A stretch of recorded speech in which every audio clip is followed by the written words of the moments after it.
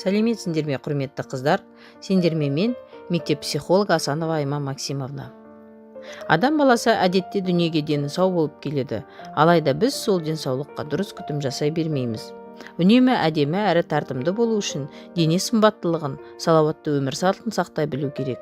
Зиянды әдеттерден аулақ болып, өзіңді қоршаған ортамен байланыста өмір сүру керек. Бүгін, құрметті қыздар, біз сендермен осы туралы айтатын боламыз. Жас өспірім қыздарға арналған кейбір кеңестерімді ұсынамын. Ең алдымен денсаулығыңды күте біл. Кез келген қыз бала денсаулығы мықты болу үшін салауатты өмір салтын ұстанып, зиянды іс-әрекеттерден аулақ болуы қажет. Алдымен міндетті түрде таңғы, түскі және кешкі асты уақытымен ішіп, дұрыс тамақтану керек. Балық, майсыз ет, жұмыртқа, сүт, ірімшік, қара нан, йогурт, айран, ботқа, майсыз сорпа және көкөністер мен жемістер жас өспірімдердің күнделікті тағамына айналуы тиіс. Жас өспірім өтпелі кезеңнің қиыншылықтарынан, сабақтың көптігінен, тағы да басқа толып жатқан мәселелерден тоғысып, көбіне қатты арықтап кетіп жатады. Олар өз жасының не балаға, не ересектерге жататынын түсінбей қиналып жатады. Осындай кезде көптеген моральды қиындықтарды көтере алмай, ішкі ағзаға салмақ түсіріп, омыртқасын қисайтып алады. Кейбір жас өспірімдер үлкендерден жасырынып, темекі тартып, ішімдіктің де дәмін татып көруі мүмкін. Алайда кейін қоя алмай, зиянды әдетке тәуелді болып қалып жатады. Бұл кезеңде бойдағы энергияны пайдалы істерге, оның ішінде сабақ оқуға, дәмді тамақтар әзірлеуге, болашақ мамандық туралы тереңірек білуге, шетел тілін үйренуге жұмсаған абзал. Темекі тарту, алкогольді ішімдікті татып алу, тіпті аз тұтынсаң да, бұл сенің бет әлпетіңе және денсаулығыңа үлкен кесірін тигізеді. Бұл зиянды әдеттердің адам ағзасына тигізер әсері туралы толығырақ келесі бейнеролигімізден көре аласыңдар. Екіншіден, түрлі қиындыққа тап болған жағдайда мықты бол. Түрлі қиындыққа тап болған жағдайда көңіл күйіңді түсірме. Зиянды әдеттерге бой алдырма.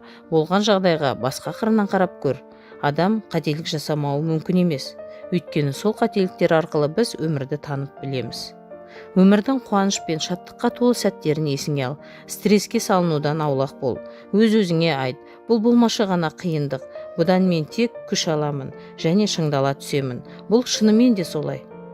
Көңілді әрі шынайы адамдармен қарым-қатынас жаса. Өсек, өтірікке жаны құмар жандардан аулақ бол. Қыстың күні жылы киін. Егер сәнді киінемін деп қыстың күнінде жұқа, жалғыз шұлық пен қысқа белдемше киетін болсаң, онда таңғалма, оның соңы жақсы болмайды. Бой жетіп тұрмыс құрған кезде бала көтере алмай, түсік тастап және неше түрлі қиындыққа тап болу қаупін ескерткім келеді. Егер болашақта тұрмыс құрып, ана атану ойыңда болса, қазірден бастап өзіңді және денсаулығыңды күт.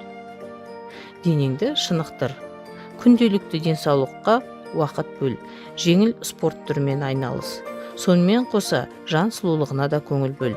Әдемі әуен тыңдап, романтикалық кинолар мен комедиялық фильмдер қара.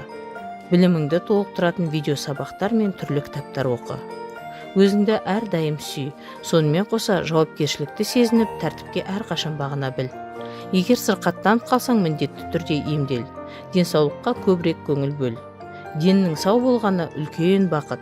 Сондықтан, құрметті қыздар, денсаулықтарыңды сақтап, зиянды әдеттерден аулақ болыңдар.